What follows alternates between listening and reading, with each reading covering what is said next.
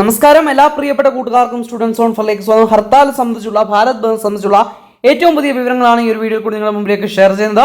അതിലേക്ക് പോകുന്നതിന് മുമ്പ് ആദ്യമായിട്ട് ഈ ചാനൽ കാണുന്ന കൂട്ടുകാരുണ്ടെങ്കിൽ ചാനൽ ഉറപ്പായിട്ടും സബ്സ്ക്രൈബ് ചെയ്യുക. അതുപോലെ തന്നെ ഇങ്ങനെയുള്ള അപ്ഡേറ്റുകൾ വരുന്ന മുറയ്ക്ക് ആദ്യം നിങ്ങളിലേക്ക് നമ്മൾ എത്തിക്കുന്നതാണ്. അപ്പോൾ വീഡിയോ ഇഷ്ടം ലൈക്ക് ചെയ്യുക. സബ്സ്ക്രൈബ് ചെയ്യാത്ത കൂട്ടുകാർ സബ്സ്ക്രൈബ് ചെയ്യാൻ മറക്കരുത്. കാരണം ഇങ്ങനെയുള്ള അപ്ഡേറ്റുകൾ ആദ്യം നിങ്ങളുടെ മുമ്പിലേക്ക് നമ്മൾ ഷെയർ ചെയ്ത് എത്തിക്കാറുണ്ട്.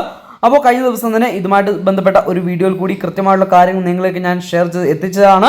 എന്തുകൊണ്ടാണ് ഈ ഒരു ഹർത്താൽ പ്രഖ്യാപിച്ചിരിക്കുന്നത്, ആരാണ് ഹർത്താൽ പ്രഖ്യാപിച്ചിരിക്കുന്നത്, ഇതുമായിട്ട് ബന്ധപ്പെട്ടുള്ള വിവരങ്ങളൊക്കെ നേരത്തെ ഒരു വീഡിയോയിൽ ഷെയർ ചെയ്താണ്.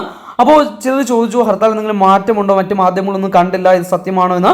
എന്നാൽ അത് സംബന്ധിച്ച് പറയാനുള്ളത് കൃത്യമായിട്ടുള്ള ഒഫീഷ്യൽ ആയിട്ടുള്ള വാർത്ത തന്നെയാണ് ഭാരത് ബന്ദ് സംബന്ധിച്ചുള്ളത്. അതായത് നാളത്തെ ദിവസം ഓഗസ്റ്റ് 21 ഭാരത് ബന്ദിന് ആഹ്വാനം ചെയ്തിരിക്കുന്നത് സംവരണം സംബന്ധിച്ച സുപ്രീം കോടതി വിധി റദ്ദാക്കുക, അത് പിൻവലിക്കുന്ന കാര്യം ആലോചിക്കുക, ഈ ആവശ്യങ്ങൾ ഉന്നയിച്ചുകൊണ്ടാണ് ഇപ്പോൾ ഭാരത് ബന്ദിന് ആഹ്വാനം ചെയ്തിരിക്കുന്നത്. നിലവിൽ ഈ ഒരു നിമിഷം വരെയും ഭാരത് ബന്ദിന് യാതൊരുത്തുള്ള മാറ്റവും പ്രഖ്യാപിച്ചിട്ടില്ല. എന്നാൽ കേരളത്തിലെ ജനജീവിതത്തെ ഈ ഒരു ഹർത്താൽ അല്ലെങ്കിൽ ഭാരത് ബന്ദ് കാര്യമായി സ്വാധീനിക്കുമോ എന്നുള്ള കാര്യം സംശയമാണ്.